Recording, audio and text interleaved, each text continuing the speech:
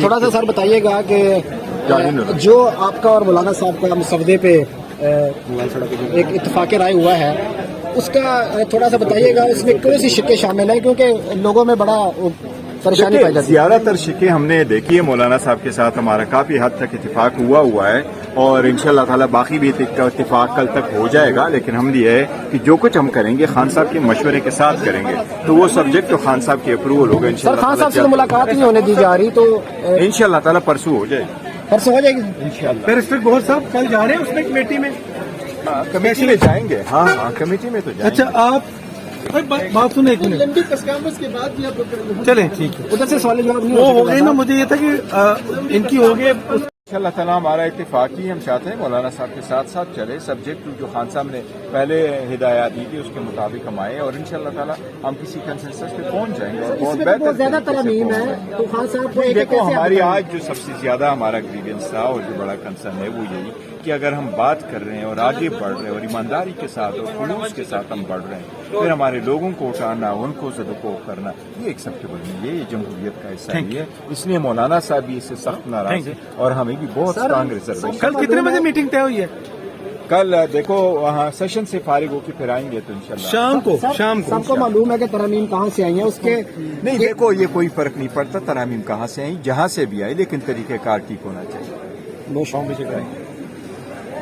اس process میں شریک ہو اور مولانا صاحب کے ساتھ تھرو آؤٹ ہم شریک رہے، لیکن آج ہم مولانا صاحب کے سامنے بھی ہم نے یہ پوائنٹ اٹھایا کہ جبکہ ایک طرف ہم مذاکرات کر رہے ہیں، بات چیت کر رہے ہیں، کمیٹی میں بیٹھے ہیں، آگے بڑھنے کی کوشش کر رہے ہیں، ایک ایک شک کو جاننے کی کوشش کر رہے ہیں، اپنا ورژن بنانے کی کوشش کر رہے ہیں، لیکن اسی کے ساتھ ساتھ ہمارے جو ایم این ایز ہے اور ہمارے سینیٹرز ہیں ان کو اگر آپ ہراس کر رہے ہیں تو ایسے قانون سازی کا اور آئینی ترامیم کا فائدہ کیا ہے؟ پھر ایوان بھی آپ کا ہے، زور زبردستی بھی آپ کا ہے، یہ لوگ بھی سارے آپ ہیں۔ جیسے قانون چاہتے ہیں آپ بنا لیں، پھر جیسے اگر آپ کہتے ہیں کہ یہی طریقہ ہے پھر ہم اس پروسیس میں شریک نہیں ہوں گے۔ اس لیے آج مولانا صاحب کے ساتھ ہمارا تفصیلی ایک پروسیس چلا ہے اور اس میں ہم نے کئی سارے چیزوں پہ ہم نے اتفاق کر لیا، آلموسٹ اتفاق کر لیا۔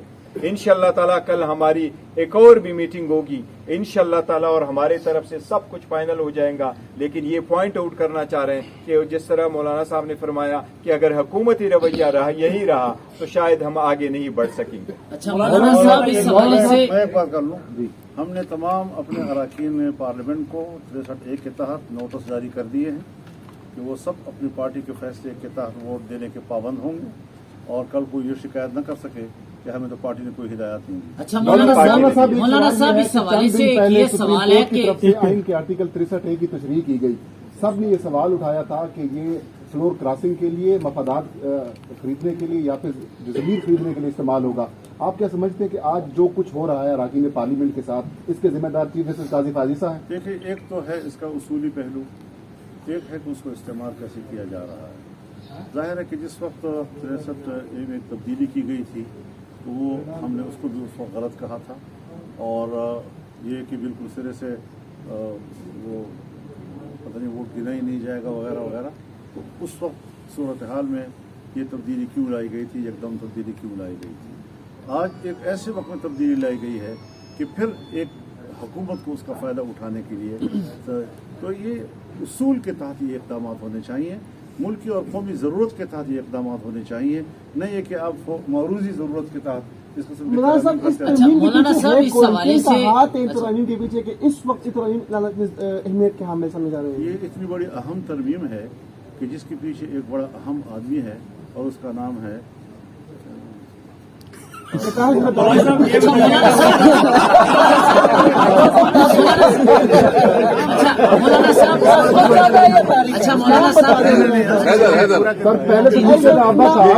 نقل ہو سکتا ہے۔ مولانا صاحب یہ سوال لے لیں، آپ نے کہا کہ کل صبح تک کا وقت دیتے ہیں یہ حالات درست کر لیے جائیں، अगर नहीं दुरुस्त किए जाते और ये सिलसिला जारी रहता है तो फिर आपकी हिकमत अमली क्या होगी? तो हम भी होंगे और आप भी होंगे। अच्छा मौलाना साहब, इस हवाले से मौलाना साहब, हैदर शराजी जियो न्यूज से आपने इस तशवीश का जिक्र किया। हमने देखा कि केपी हाउस तक भी रेंजर्स पहुंची, वहां पर अदारे के एहलकार पहुंचे बावर्दी, और वहां से सीएम की गिरफ्तारी की कोशिश हुई। ये एक तरफ, लेकिन आज साबिक वजीर आजम राजा परवेज अशरफ ने जियो न्यूज से गुफ्तगू करते हुए कहा है कि मिलिट्री कोर्ट्स बनाने की भी बात है, और उसमें राजा परवेज अशरफ ने कहा है कि ये पर्सन स्पेसिफिक नहीं है बल्कि वसीतर मफाद में ये चीजें कर रहे हैं। क्या आप ये समझते हैं कि आप मिलिट्री कोर्ट्स के हवाले से जाएंगे आगे? इस हवाले से जो उन्होंने बात की है वो एक उनकी राय है, सो उसके मुकाबले में हमारी भी राय है। यही हम उनके साथ मुज़ाकरात कर रहे हैं। शायद अभी इसके बाद भी बराबर भुट्टो साहब के साथ मेरी बातचीत हो, शायद प्राइम मिनिस्टर के साथ भी बातचीत हो, बातें चलती रहेंगी। वो भी अपनी राय दे सकते हैं, हम भी अपनी राय दे सकते हैं। डिबेट होनी चाहिए और हम एक हल तक पहुंचे। ये कोई बुरी बात नहीं है कि उन्होंने एक राय आपके सामने कह दी, वो कोई आखिरी और हतमी फैसला नहीं होता। वो एक अपनी राय दे सकते हैं, उन्होंने राय दी है और उसके राय की बुनियाद पर बातचीत चल रही है। देखो, एक चीज में सिर्फ एक कर दूं, आपका ये मामला चल रहा है, मुसवदे पर बातचीत हो रही है, और दूसरी तरफ माहौल ऐसा नजर आ रहा है पार्लियामेंट के अंदर की हुकूमत कोई कानून साजी ला रही है। आप इसको किस नजर से देखते हैं? देखिए, इस तरह की कानून साजी अगर लाई गई तो आज तक की इस प्रैक्टिस की जरूरत क्या थी? वो तो पहले नहीं मिला सकता। तो लिहाजा इस किस्म की चीजें जो हैं, ये हरकतें जो मैंने आपसे उस पर एहतजाज भी नोट कराया आपको, ये सारी चीजें हम देख रहे हैं, कोई हमारे आंखों से ओझल नहीं है और हम उस पर अपना रिएक्शन देंगे। एक मुतनाज़ा तरमीम अगर इस ऐवान से पास कराया गया और गर्दनें तोड़कर और हाथ मरोड़कर उनसे by hook and by crook उनसे वोट लेने की कोशिश की गई, तो फिर ये जमहूरियत होगी। फिर हम कहेंगे, आप कहते हैं ना फिर क्या करोगे, फिर हम कहेंगे कि इस नामजद पार्लियामेंट को इतनी बड़ी कानून साजी और आइन साजी और तरमीम का हक नहीं है। मौलाना साहब, आपने जो फरमाया, मौके पे चले जाएं कि पार्लियामेंट जो है हम उसकी किसी किस्म के कार्रवाई में फिर शामिल न हो, ये फिर बहुत बड़ा इकदाम होगा जो हमें बहुत बड़ा चैलेंज दिया जाएगा। मौलाना साहब, आप एक सीनियर पॉलिटिशियन हैं, आप ये बताइएगा कि आपके एक मिनट देखिए, आपने जो मिलिट्री कोर्ट्स का जिक्र किया है, हमारे पास जो ड्राफ्ट शेयर किया गया था, ये तीसरा ड्राफ्ट है जो गवर्नमेंट की तरफ से आया। पहला भी लीक हुआ था, दूसरा उन्होंने 12 तारीख को दिया है, आज भी एक ड्राफ्ट दिया है। हमारे पास अपना ड्राफ्ट है, क्योंकि इन कैमरा प्रोसीडिंग से हमने शेयर नहीं किया था, लेकिन अभी ARY न्यूज पे वो लीक हुआ है। आप उस ड्राफ्ट को देखें, उसमें कोई मिलिट्री कोर्ट्स का जिक्र नहीं। और हमने दो चीजें रखी थी, एक इसका, दूसरी हमने कैटेगोरिकली ये कहा था कि हमें टाइम चाहिए। मौलाना साहब के साथ मीटिंग के बाद हमने कहा सारा कुछ हम लेके जाएंगे, खान साहब के साथ हमारी मुलाकात होगी, वहां से इंस्ट्रक्शन लेंगे, तो फिर आपके साथ।